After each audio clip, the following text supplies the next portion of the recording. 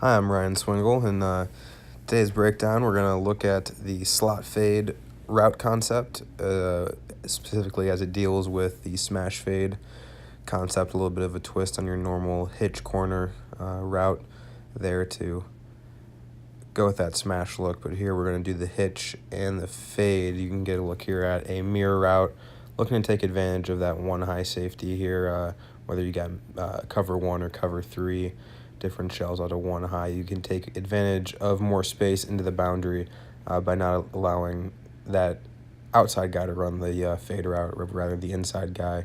Get a lot more room to work with. Usually can get a mismatch there personnel-wise, depending on the personnel that you're going with and the personnel you're matching up against. But really a good route. It's becoming pretty popular around football. We're going to take a look here at Oregon. They got that smash fade concept at the bottom of your screen there.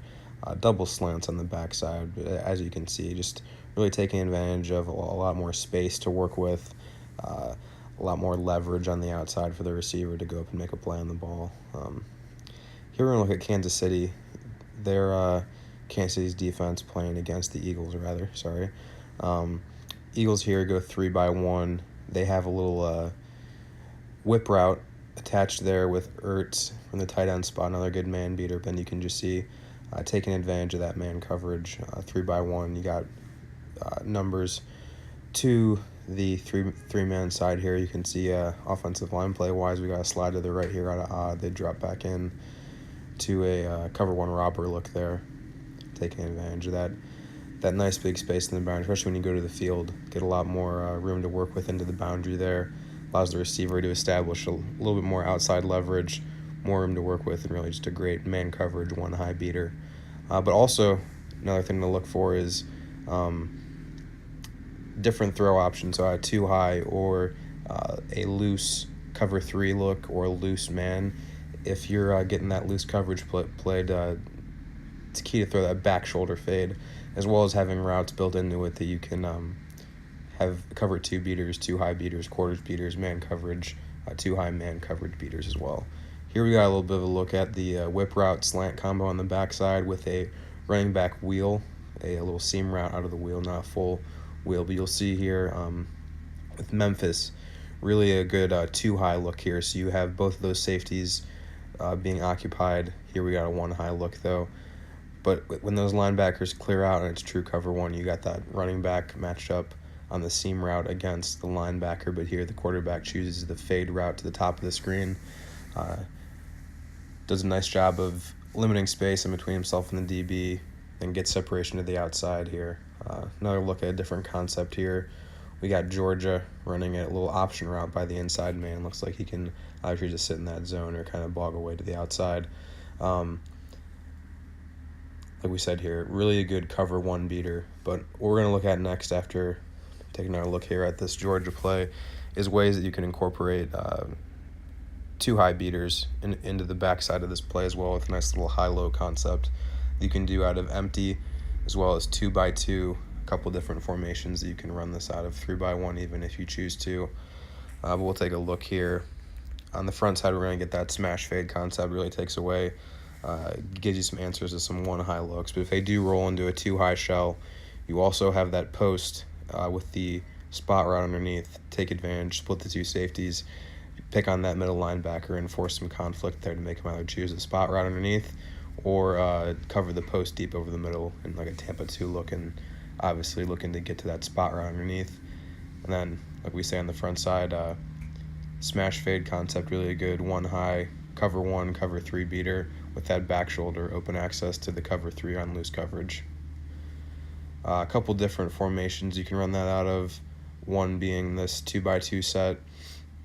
Also, we'll look at a couple different other options out of empty and using exit motion to ID man versus zone coverage. In this next cut up here, you're going to see exit motion to the right by the back, open up that wheel route. Just another good indicator of whether it's zone or man coverage based on who bumps out to cover that. So in like the previous clip, we saw that utilization of that motion to identify quarters in the previous video that we looked at. This one, looking same thing, quarters, good option to take that spot route, pick on that middle linebacker, force him to choose the spot or the post. Next, going into this look for Baker Mayfield's pre-draft interview with Steve Mariucci, they talk about also putting in an option route to effectively take advantage of that seam.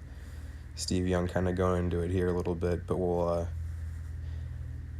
take a look at that offense from the 49ers back in the day with T.O. and Jerry Rice, all those guys. They had basically that same hitch route at the top of your screen there, and then running an option route to that inside guy. So depending on the 2 high or 1 high look, you'd run either a post or that fade look that we're looking for in the smash fade concept. That just goes to show the different way of accomplishing the same goal, but just have a different alignment.